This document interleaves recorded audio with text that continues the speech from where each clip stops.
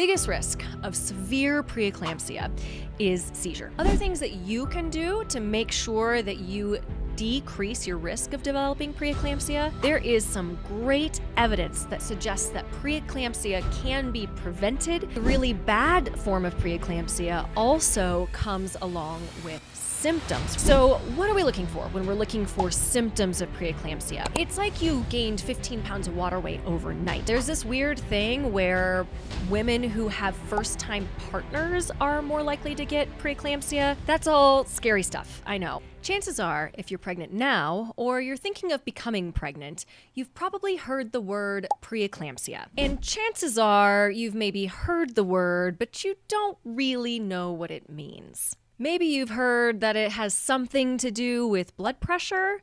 Well, you're right about that. And in today's video, we're going to talk about what preeclampsia is and what it isn't, your risks of developing it, and the risks of having the disorder. And we'll also talk about how you can prevent it.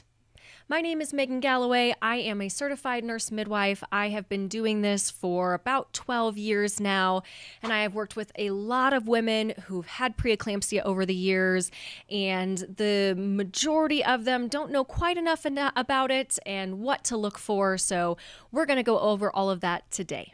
So preeclampsia is a blood pressure disorder, but the true diagnostic criteria are that you have to have 2 elevated blood pressures, and an elevation in our pregnancy world is either 140 or above on the top and or 90 or above on the bottom of your blood pressure.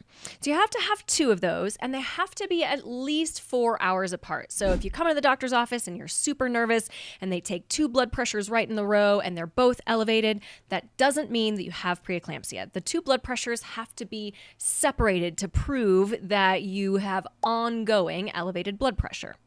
Besides the 2 elevated blood pressures, you also need to have protein in your urine.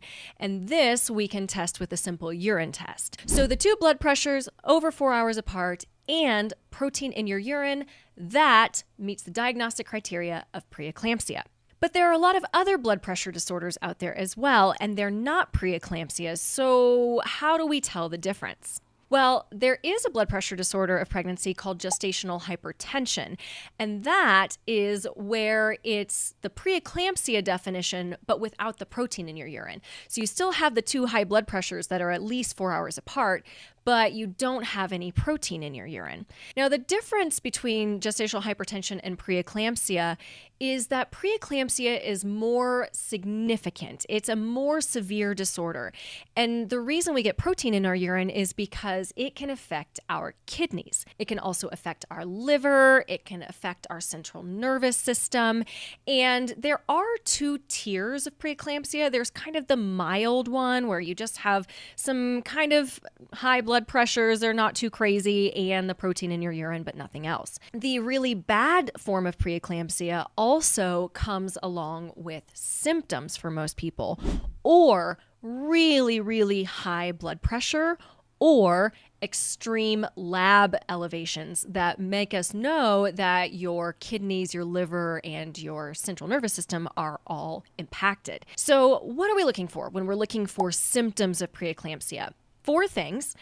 The first one is a headache that will not go away for anything. So it is unrelenting. You've eaten, you've drank water, you've taken a nap, and you've taken 1,000 milligrams of Tylenol if you're able, and nothing is making this headache go away. The second one is vision changes, and these can be kind of difficult to pinpoint because a lot of women notice that their vision changes a little bit during their pregnancy.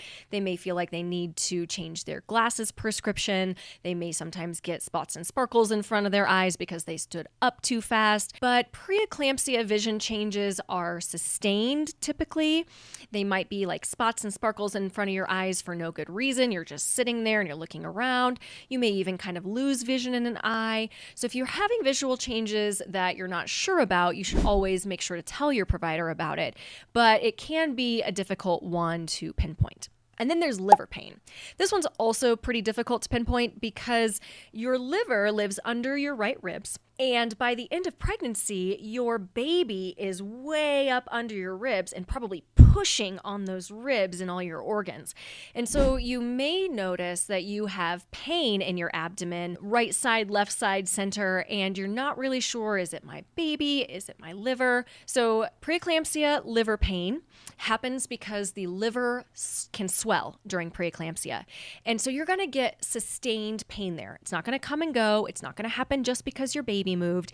It's going to be always on the right side, maybe sometimes starting in the middle, can sometimes feel like heartburn that just will not go away, can sometimes wrap around to your back, but it's never on the left side. And then the last thing to look out for is swelling. Now, swelling is super, super common in pregnancy, especially toward the end of pregnancy or if you live in really hot climates. Swelling of preeclampsia is not just in your ankles and your feet typically or your hands. It is full body swelling.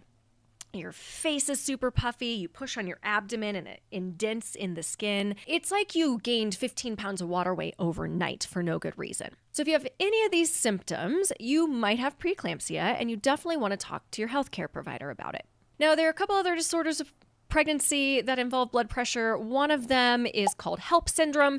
It is like a super, super severe preeclampsia. It's really rare. We probably won't go much into that today. And then there's another one called chronic hypertension, which is basically pre-existing hypertension that is high blood pressure that maybe you had before you became pregnant or that we diagnose before you turn 20 weeks of pregnancy. Okay, so we've talked about what preeclampsia is, but why is it such a big deal? What are the risks? Well, there are risk factors for developing preeclampsia, and these can be that high blood pressure you had before you were pregnant, obesity, other pre-existing health conditions like diabetes. There's this weird thing where women who have first-time partners are more likely to get preeclampsia.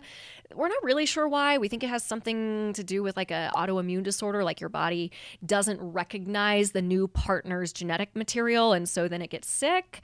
If you have IVF pregnancy, you're at higher risk of preeclampsia. If you have twins or triplets or more than that, you're at higher risk of preeclampsia. Also, sorry ladies, and this is me included, but if you're over 35 years old, you're a little higher risk of developing preeclampsia. And so if you do develop preeclampsia, what are the risks of it? Why do we care so much? The biggest risk of severe preeclampsia is seizure. And that is because preeclampsia can impact your central nervous system. There are other risks involved as well. There's this misconception about preeclampsia. People think that it happens at the end of pregnancy because that's actually when most people have symptoms of preeclampsia. But it's actually a disorder of the placenta, and the disease process starts before any of us ever know it's happening. It starts very early on in pregnancy as the placenta is developing. And so because of that, we can actually get problems with our placentas. Our placentas can wear out sooner. They can not give babies as much oxygen and nutrients as they need. Because preeclampsia can cause health problems to you and your babies, it does put you at a higher risk of having early babies. And then after you're done being pregnant, it actually puts you at risk for developing just overt high blood pressure or hypertension throughout the rest of your life. That's all scary stuff, I know. And preeclampsia is one of those things that happens a lot in our pregnancy world. We see it a lot, but it's also super impacting to moms and babies and is a major public health issue. So, how do we prevent it? And the first thing I want to tell you is you can't really prevent it in full. For most women, it happens and there's nothing that you did to cause it. It just happens. However, for those of you who are at higher risk of having preeclampsia, maybe you had preeclampsia in your last pregnancy, or you have some of those risk factors we talked about before, your provider may suggest that you take a baby aspirin once a day throughout your pregnancy. And they'll discuss this with you early on in your pregnancy, so make sure to get early prenatal care to see if you actually need to take baby aspirin during your pregnancy. There is some great evidence that suggests that preeclampsia can be prevented by simply taking a baby aspirin daily. And even if it's not prevented, it helps to make it not as severe and helps to make it not happen maybe as early in pregnancy. So what does baby aspirin do? Why does this help? So like we talked about, preeclampsia is a disorder of the placenta. And so the baby aspirin is just the tiniest little blood thinner. So it brings more blood flow to your placenta and helps the development of the placenta so that it develops in a more healthy way. And if we have a healthier placenta, then we're less likely to develop preeclampsia. Pretty cool, right? Other things that you can do to make sure that you decrease your risk of developing preeclampsia: have a healthy lifestyle during your pregnancy.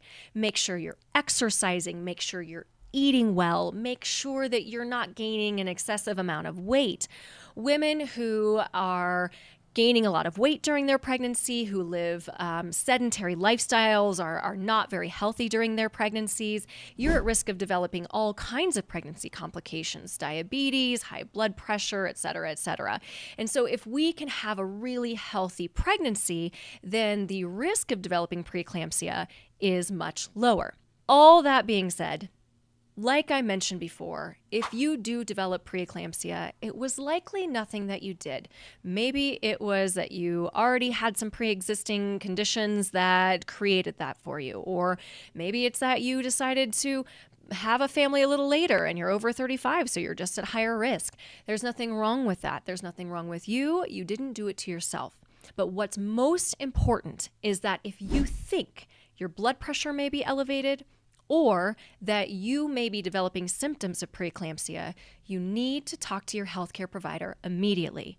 It is so important to catch preeclampsia early because there are things that we can do to keep you and your baby safe. And if you'd like to learn a little bit more about some of the other possible complications of pregnancy, check out this video on postpartum depression. Stay healthy, everybody.